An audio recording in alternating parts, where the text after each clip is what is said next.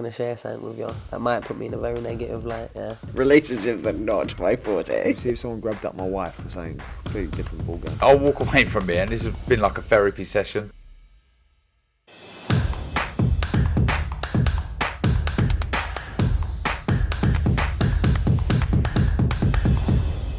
This is no good for me. That's the reality. If you want the honest truth, and I see it every day. You know, I look at myself and think, because I can't remove myself from it. Yeah, when people say to me, why do you read social media? Because social media got me here. When I had 0 following, social media and interacting with fight fans, the public, our customers, that's what got me to where we are. I'm not prepared to not understand what fight fans are thinking or saying. I don't get that. And all these, no other promoters are really on social media, really. Like, but I'm much too invested in it. And I care too much. So when someone says something or attacks me, I don't mind being honest with you. It upsets me and it puts me in a bad mood.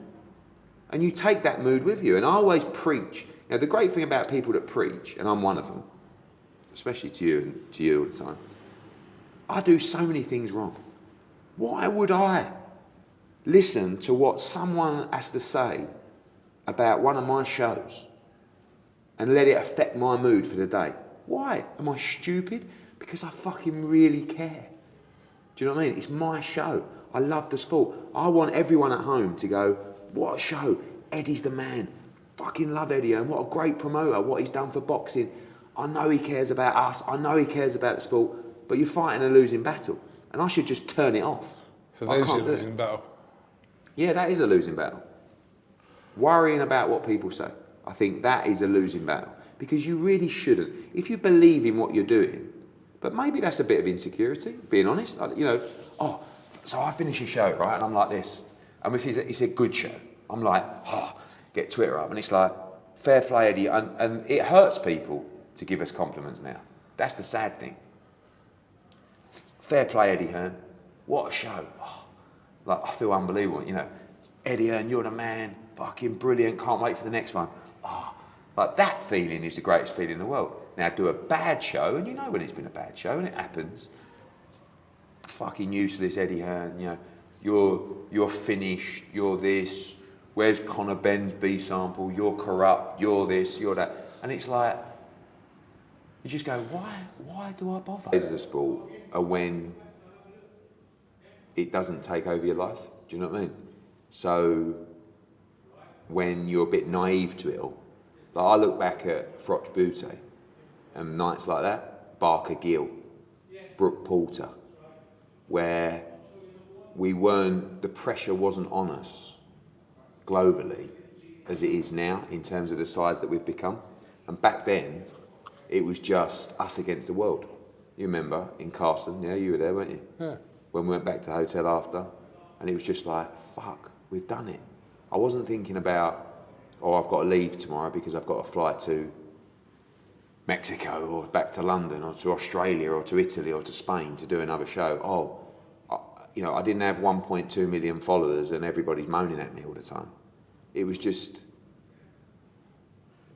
a buzz, wasn't it? You know, it was great. They're the real great days that I remember fondly about boxing. And the same for my dad.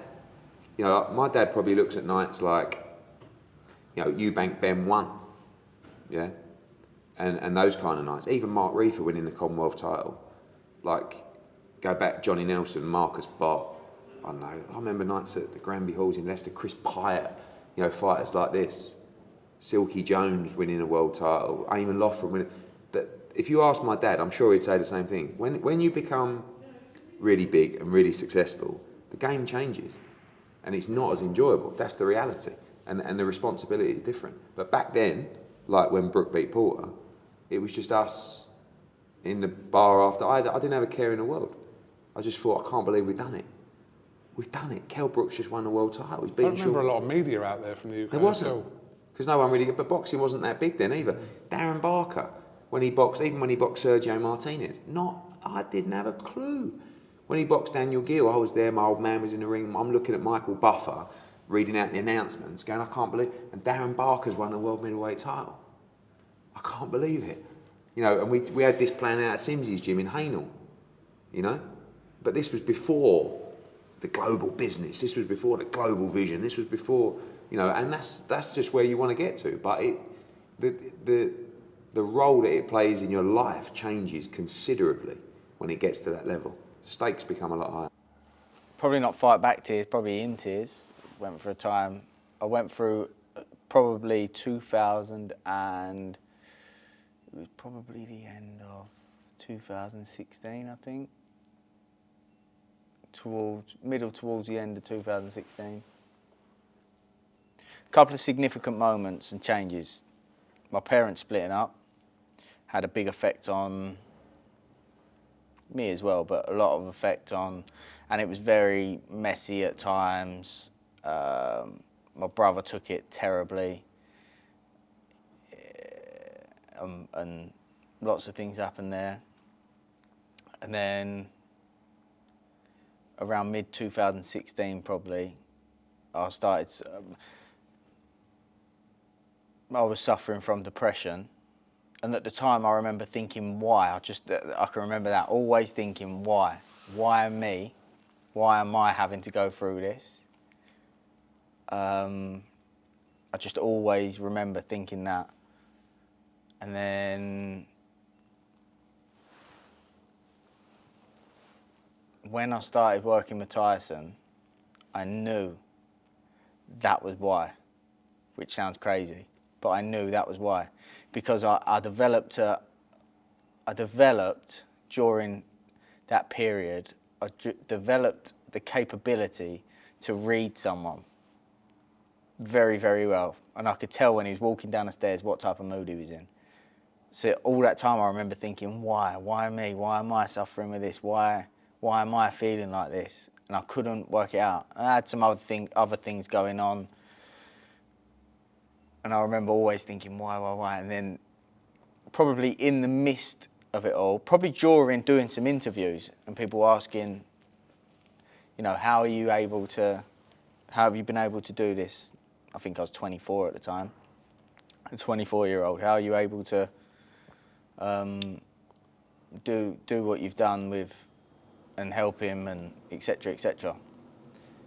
People have these associations as people that do that are the Mickeys of the world. Rocky, out of Rocky, and 70 years old, 80 years old with a towel over their shoulder. But probably in the midst of doing interviews was probably when I realised, you know what, that was why. Because I've developed that capabilities and able to help him in that moment. And other fighters. I know for a fact there's a lot of fighters that suffer with depression. And even sometimes I won't have the direct conversation with them, but I can tell what frame of mind they're in because I developed a capability to read people. And I know, and sometimes I won't even say anything, but I know to keep an eye on it and to try and guide them in a way. Some people you can have a direct conversation with, but other people you can't. And I feel like I suppose that's an everyday battle. Sometimes I still will suffer with that, or sometimes I will struggle with. People will tell me. So at that time, I went and saw a. Am I spending too much time on one question? No, crack on. I went and saw a psychologist, I think she was, to talk about it. You know, for me, when I do get depressed, I kind of just white knuckle it, you know, hold on. You know, I call it white knuckle because you hold on, your knuckles become white because you're holding on so hard. And you just go through, you know, just go through that tunnel. So I was doing really good, and like he would throw a punch, I would block it, and then I was hitting him with these kicks that I learned. And I remember they were not effective. Like I'd kick him, but it didn't hurt him, and he would punch me in the face, and I was like, damn. After I got punched a few times, I was like, forget these kicks. I'm gonna beat this dude's ass the way I knew how. And I started beating his ass proper, and then I took him down and I just packed his face. And then they had to pull me off him, but I won that. Yeah, brother. I mean, I've always been filled with piss and vinegar since a little kid. I've always had it. I don't know why, but I've always had it. I have like a fire that burns like in my chest. I always have. I hate bullies. I hate injustice. One of my very close friends had this niece. She was 7 years old. She had leukemia, and like I could start crying about that right now if I start thinking about her. She beat it, and she's cancer free now, which is amazing. So, oh my God, it's really traumatic, and it's just heartbreaking. You know, this little girl is so pure. She's never done anything to anyone. She's the sweetest little girl, and to see her sick and fighting like that, and she was such a warrior. That just brings tears to my eyes. This girl, I was a bit younger, it's the older days, the younger days, I mean. No matter what I did with this girl, I realised, I started to think she had a bit of a problem. I was like, are you alright? Like, I saw you do this. Do I need camera footage? You saw yourself do it. You heard yourself say this. You're saying you didn't say it, or you're saying you didn't do it. It was mad. And then obviously as I got more and more involved with her, and then people that I knew that she knew, people started saying to me, like, yeah, like, she's a little bit like, when it comes to that kind of thing, she's a bit mad. Yeah.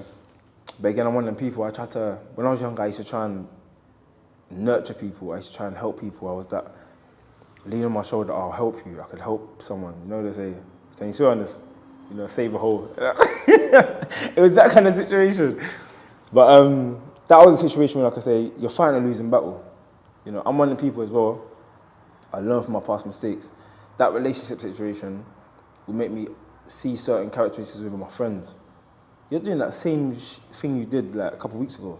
No, you're doing that same shit you did a couple of weeks ago, or you did that to him. What makes you think you won't do that to me? I pick up on things like characteristics, character traits. So yeah, it helps you throughout life. So then they stopped me. They're like, "What's your name?" I was like, "Oh, like Dwayne. That's my middle name." I was like, "Dwayne." They were like, "No." They started laughing. I was like, "Your name's Anthony." I was like, "No, my name's Dwayne." So like, "Oh, where's my pound?" They started laughing or whatever. Anyway, just had the first fight start happening. We're in my pocket. Obviously, I'm a bit older now, so I pushed his hand. I was like, "What are you doing?" The boy headbutted me so hard in my eye. I remember this eye as well, yeah. So I went, listen, and I saw like, you know when you see like a little flash? I lost my mind. I went absolutely, after this, I started to like generate a bit of a temper. So when I was in school, people knew, Anthony had a bad temper. He was nice, always laughing and stuff, but he had a bad temper. I hurt these two boys. Like I hit one, he didn't get back up for the rest of the fight. And then the other one, I was going nuts. And then I gained a lot of confidence from it. So it's like that was my defense mechanism. When I was younger, anything happened, anger. I used to get angry so quick. And then, yeah, that's the first ever encounter I had where, when we got older, like sixth form times, these boys, Anthony, what you say, how you, bro? It was with all respect. So sometimes that's how you make friends, by fighting. And then the first Linden Alpha fight happened. Didn't get the decision. I'm like, I won that fight. When I watched it back, I was like, that was a lot closer than I thought. What was I doing? My mind wasn't, I was going back to the wrong corner. It's like I was in a gaze. I shouldn't have been in the ring, but I was being so uplifting to everyone around me. Come on, man, let's get to work, man, let's work. Like, blah, blah, blah. But my mind, I wasn't there. My family members in the space of months, and I'm still trying to be a professional boxer. I'm still trying to go out and perform in front of the world. People ain't gonna appreciate that. They're gonna see it, did he win? They don't care about what's happening in the background. 5 family members, lost my dad, my grandparents gone, my auntie. So it's like, when you're going through them things, but you still gotta go out there and still with your ambition, you gotta, life goes on. You know, these people, are my family members gonna want me to be moping around, or they're gonna want me to go out and do what was making them proud of me? All these kind of things, so it's like, the choices you make, I feel like it makes you who you are really. So me, it's like, there's something deep down within me, it's like, I haven't got no, maybe it's because I'm a Leo.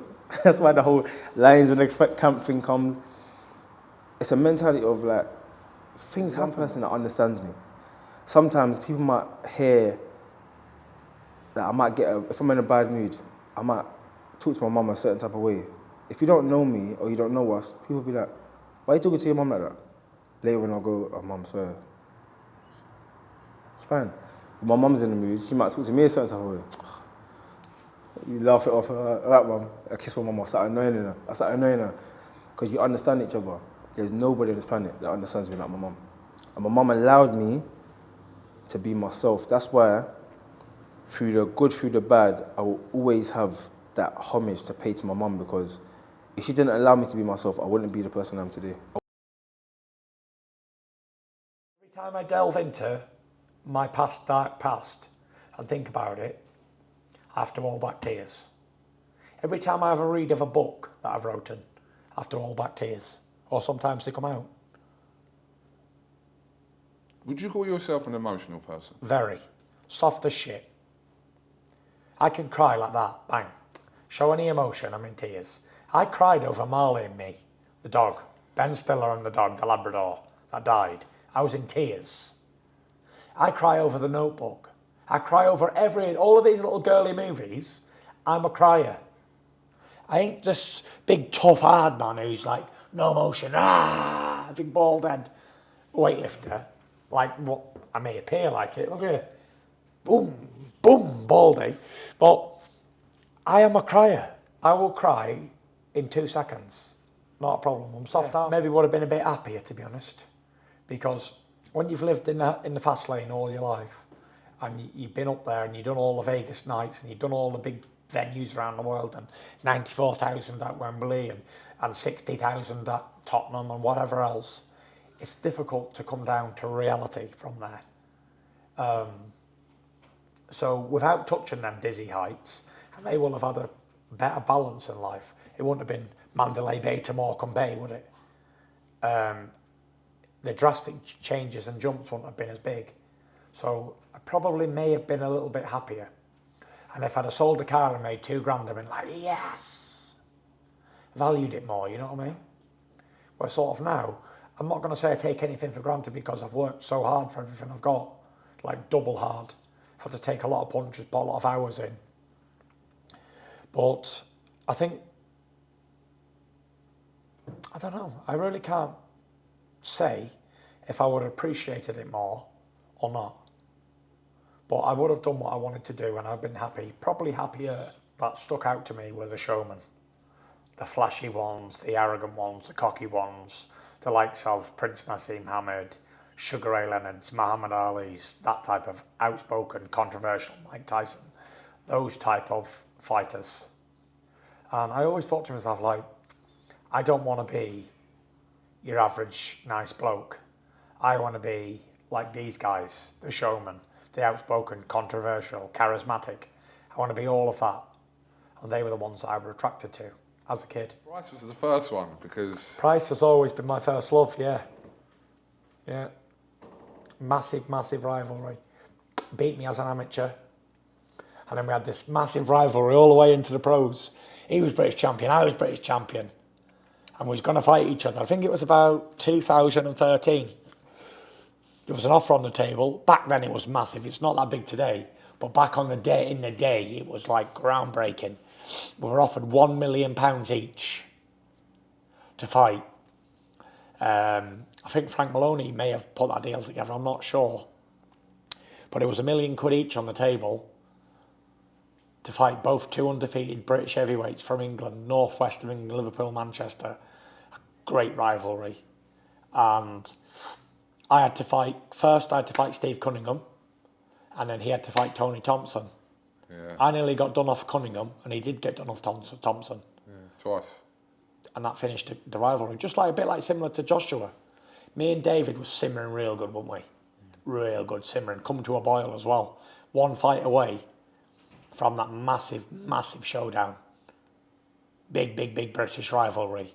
And he got beat off Thompson, then had a rematch and got beat. Then it was done, wasn't it? And the only thing that can control up and down is the training. Because when I'm in the gym, I'm zoned in on what I'm doing. I'm focused solely on training for that hour or whatever I'm in that gym for. Then I'm there to do that and I don't think about anything else. But while I'm not busy, I'm thinking about shit. And I'm up and down, like I say, constantly up and down all the time, thinking, what's the point? And then 2 minutes later, I think, yeah, I'm happy. Like, my bipolar is ridiculous. Like, 1 minute I'll be looking at helicopters and stuff and Ferraris. The next minute I'm like, oh, this is crap. I can't be bothered living. Just what am I doing it all for? Why am I here? What's my purpose? You know, it is hard. And that's why I come back again.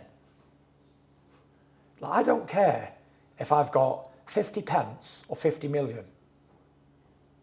I don't really care. So why did I come back? I'm not coming back for a few quid, because it doesn't make any difference to me at all. And I've achieved everything that I ever wanted to do. But why am I back? Because it makes me happy. It makes me feel fulfilled and whole again. It makes my heart whole. And when I retired, I was one piece, which is sad, very sad. And that's why Danny Williams is still going for about 10 hours, because he will feel broken when he's away from boxing. Because I met a lot of boxers in my life and sports people who said, if'a, woulda, shoulda, coulda. If I would have trained properly, I could have been a champ. I would have been a champ if. I should have been a champ if.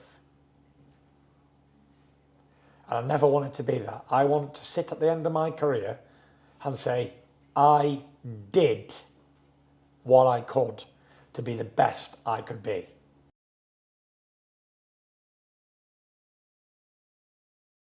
It's somebody's mother, brother, someone's mother, brother, sister, father, whatever.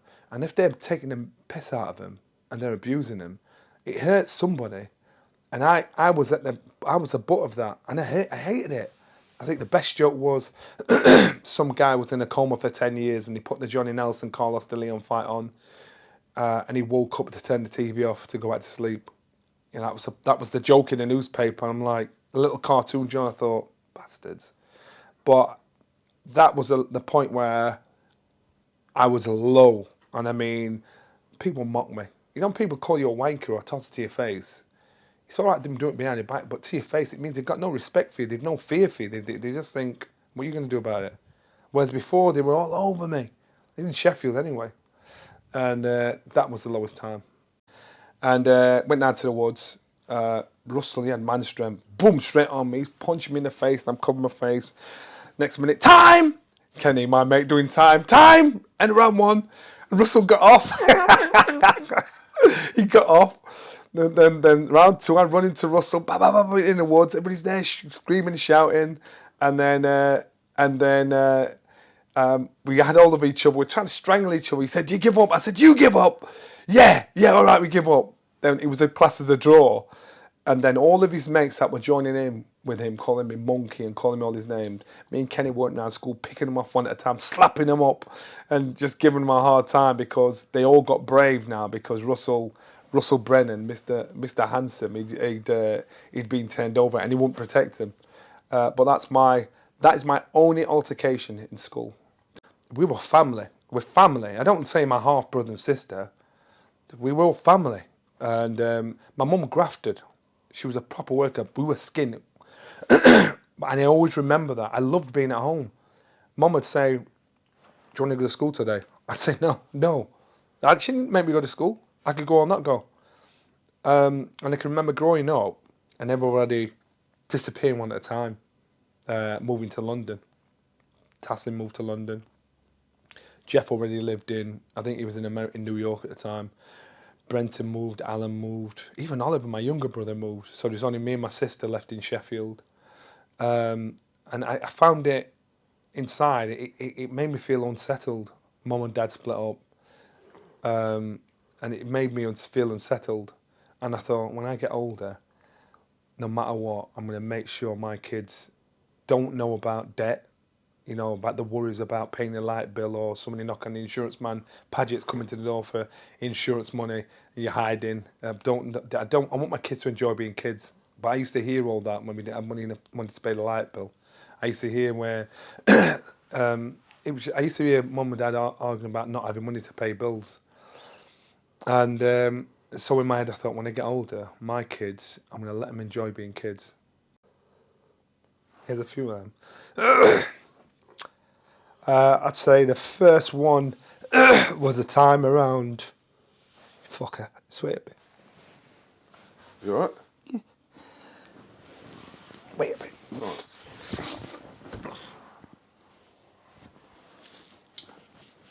Yeah, go again. You good? Yeah. Sure? Yeah. Right. So you asked me, first time I had to hold back, well, tears of grief. I don't deal with grief very good.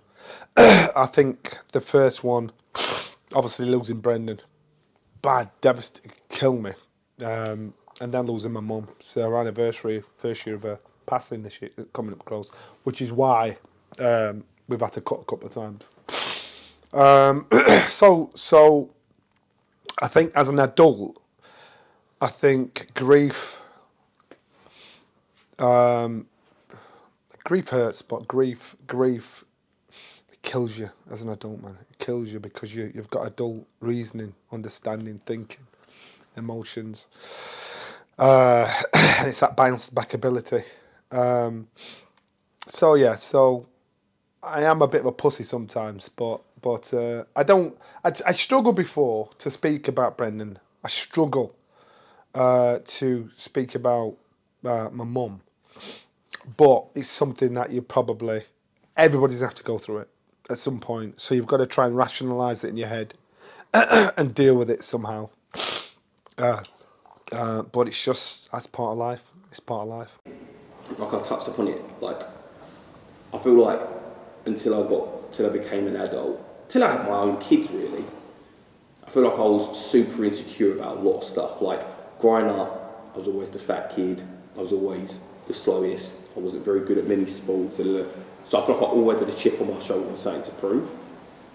Even being in diversity, it was sort of like, until I got a bit older, I was like, I remember this YouTube comment will stick with me. Our first rule right, someone commented, I love diversity, race, height, age. They've even got a plus size dancer. And I was like, flipping out, give me a break, mate. I was like, what's this about? Really? Yeah, and then as guys, right, especially like when I was like, that teenage up to mid-adult years, between you and your mates, it's like almost like a personality trait for you, innit? And it's like a bit of banter, they're always chucking you and always this. And for some dudes, mate, I rate them, they could not care less about how they physically look, right? They're like, mate, this is me, I don't care. Eventually you get to an age, like, just for my health, I want to lose weight. But for me, I always cared about it, and it was always a big thing for me. And then that tied in directly to what I said about always being compared with my brother, because my brother was always really fast, always really smart, always really good at this, and I used to always be like, fuck. So until I got older, that was something that I was always trying to get that chip off my shoulder about. So I would have been in I'd just gone into year 7, because my brother was in year 11 at the time. Because I was in year 7, he was in year 11, get a little bit of confidence behind you, right? And I started fighting back. And then this is where the problem came in, where I was bigger than a lot of people and this and that. I kind of found myself in a position of, this is relatively easy. And because I was an angry little kid as well, because of like bullying and stuff like that, I went completely the other way. All someone had to do was blink at me the wrong way. They'd be like, whoa, do you want to fight? Do you want to fight? And like now you look back at stuff when you was a kid and you're like, embarrassed saying the you're like, you're a bit ashamed. Like you look at kids, like I was, for want of a better word, a little dick in school. Do you know what I mean? And I think back to it now and I'm like, oh God, it's so, like if I could meet people in school now, I just want to give everyone a hug and be like, I'm sorry. When I lost my mum, I became like granite for about 2 or 3 years. I wouldn't suffer no one. I wouldn't suffer fools. But I went too far one way, got very angry about it, and wasn't very nice, to be around. But that's hopefully with the people around you, you come out of that, and that makes the one thing is you lose an emotion for a long while. I find it very easy to cry. Not when I'm acting. In life, I remember driving home from Bristol after finishing robbing of Sherwood, and I just looked into the mirror and I caught the sun going down behind me in the west, in the mirror, and I had to pull over to the side, and it's the first time I'd cried for 2 years after, losing my mum, and I needed to do that because I was, And so it was kind of acceptable that they were looking at kids that came from that sort of world, rather than some chappie who'd come out of a drama college, you know, who was putting on a gall-blimey governor accent, you know. They were kind of using, it was more down to earth, you know, Saturday Night, Sunday Morning was one of the stars, Look Back in Anger, those kind of films and plays that have been adapted for people like us, whether you was from Manchester, Liverpool, or from Ireland, or wherever, you know, this sporting life. You know, it was about us using people that came from those situations. So where my luck started, I came along at that kind of time, at about 78, 79. Although I went to college 75, I think it was, 74, 75.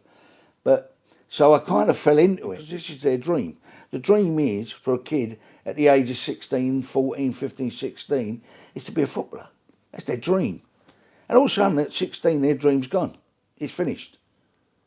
At 16 years of age, you go, I didn't think too much about it, but me and Gary were talking. He went, now, Casey's very lucky. He's got a dad who can manoeuvre him, and he got him into Millwall. But, you know, where was all these kids? And then we looked into it, and, you know, there's kids committing suicide.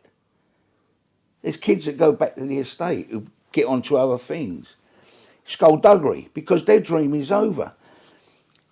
Well, he said, well, you know, and Gary said, oh, well, I'm going to set up an agency. He said, and I'm going to look after. And I went, yeah, all right. He said, do you want to be involved? I went, no, not really. I said, I've got a million things to do. And the more we talked about it, the more it kind of made sense in a way. And I thought, well, you know what? I'm doing what I do, but what else do I actually do? What do I put back? Probably boxing. It's the best I've ever boxed in my life. And I was moving, I was a counter puncher, you know, as a lot of Repton fighters are. And I jabbed this kid's head off all night. And I was slipping him and bum, bum. And I looked and felt really good. You know those moments in life when you feel you've hit it? You found that moment where you've probably reached your peak, actually. Probably downhill from then on. And I boxed this kid's head off. And it came to the decision at the end of the fight. And you know, the Repton were well known. You know, everyone would say, oh, you box on, you're a Repton boxer, he's going to get the decision. And I never got the decision. I lost on a majority. And I thought, I knew I'd won. And not only just won, I didn't nick it, I actually pissed it, you know. And the whole place was shocked, because I was a Repton fighter. And at the end of the night, I got the Best Fighter of the Night award. Now, how can you get the Best Fighter of the Night award and lose the fight? Because obviously, the other kid's got to be a better fighter than you, isn't it? So, and I got this cup called the Marksman's Cup. So, one of my great memories of boxing is that. At about 14, when I got disqualified from that tournament, I felt I was fighting a losing battle. Then again, when I went to the Olympics and beat the hell out of the Korean, and they gave it to him anyway, what you boxing for? You beat the hell out of a man, they give it to him anyway. Any other sport, and I said this on the interview, I said, any other sport, you cross the finish line first, you win. And boxing ain't the case. You cross the finish line first, you still suck. At that age, though, how did you deal with that? Do you remember? It was rough because I didn't quite understand it at first, right? But a few days, as the days went by, I started to realize that if you have faith and you know who God is, God can turn any situation around. And I started to realize that, you know what? This could be a blessing in disguise. People coming here to talk to me, not the guys that want to gold medals, they come to talk to me. How could he possibly have already made me bigger than the guys that wanted? I thought I wanted a gold medal. But now in hindsight, I'm kind of glad I didn't get a gold medal because I became bigger than everybody who wanted a gold medal. So God took my faithfulness and used that worst point of my life, which I thought, and made it the best point of my life. But it's called having faith. I was in the first grade, and all of us, everybody in the class, there was this kid who was bigger than us. He had glasses, he had very tight nappy hair, and he had big teeth. And he was taller than all of us, and he was mean. And all of us feared him. Everybody in the class, I think the teacher even feared him. and he was in just the first grade. So what age is that? Huh? What age was that? First grade I had about six, maybe seven. I think it was 6. Yeah. So, and he may have even failed a year. I'm not sure, but he may have been held back a year already because he was bigger than all of us. So one day I came to school as I was getting off the bus, and how do people know this about me? I don't know. But I know by this time because I was liking the little girl that he had slept, right? So they came to me and said, hey, his name was Rodney Clark. I'll never forget it. They said, Rodney just slapped Siobhan. Rodney did what? He slapped Siobhan. Off the bus, I go straight to Rodney.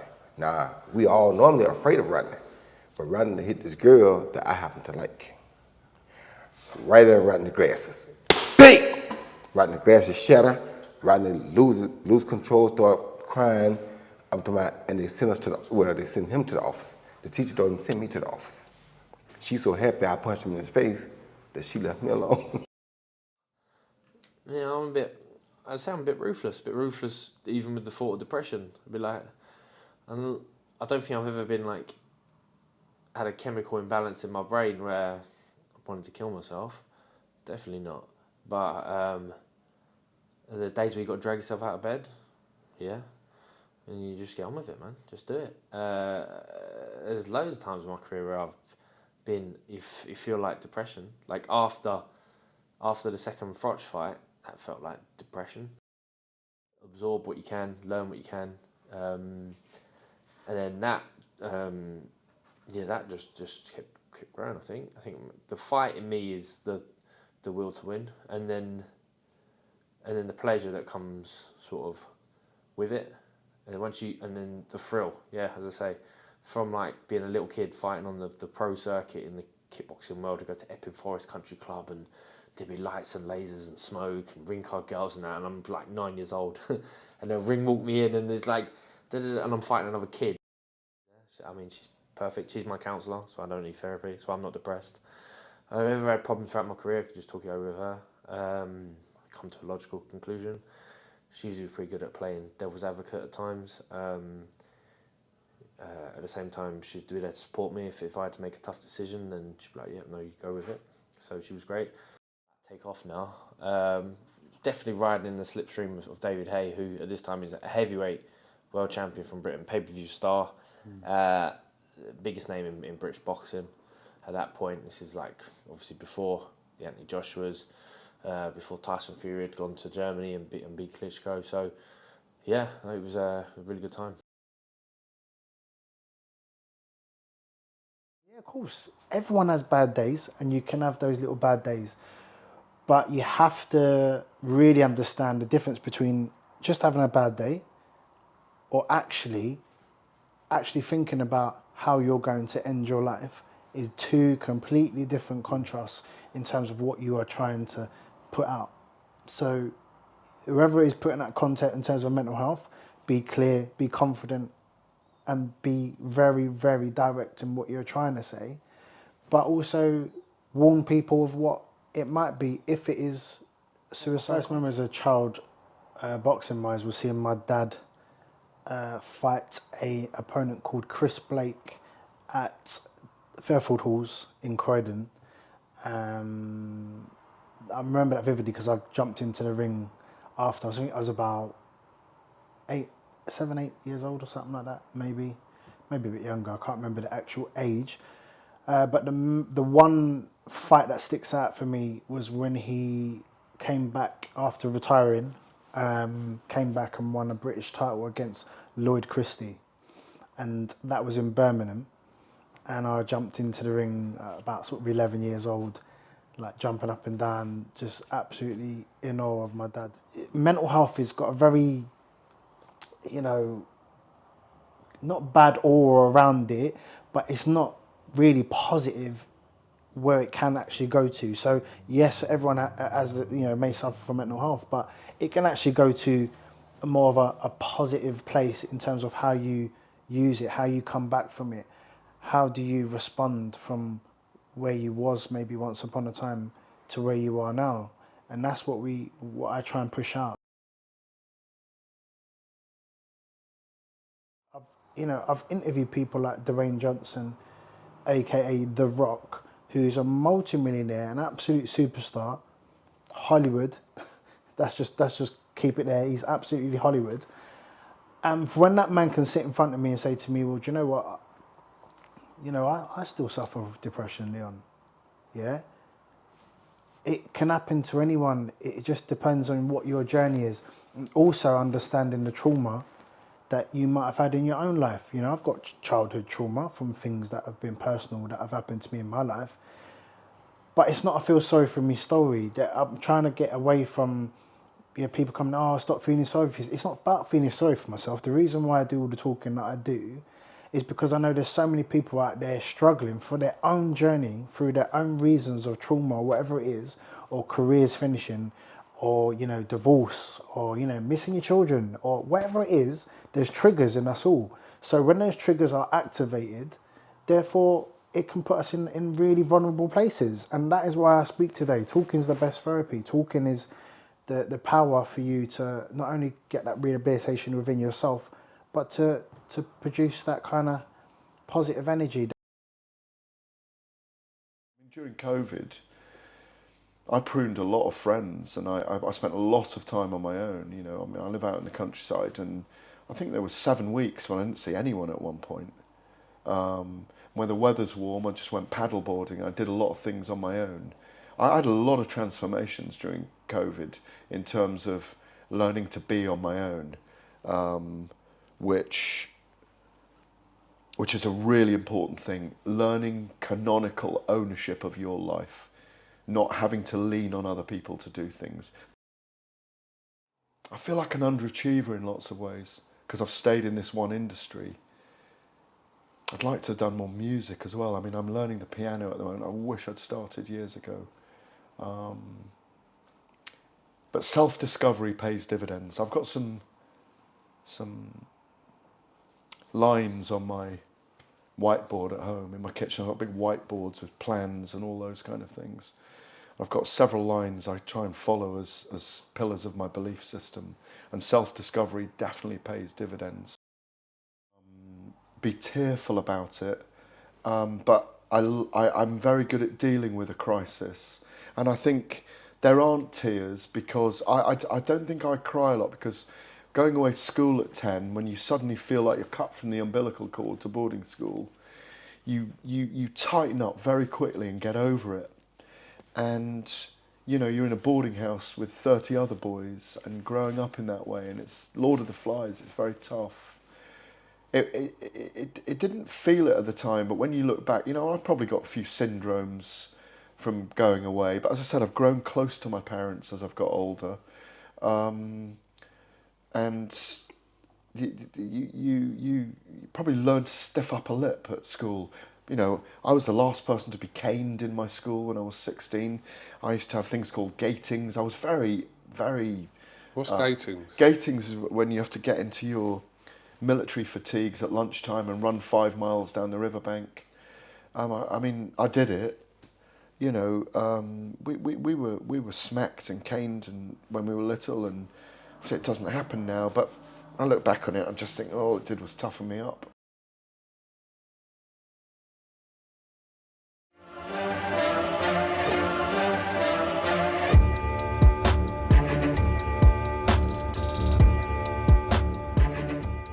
I'm going to share something with you that might put me in a very negative light, yeah. Relationships are not my forte. See if someone grabbed up my wife or something, completely different ballgame. I'll walk away from it, and this has been like a therapy session.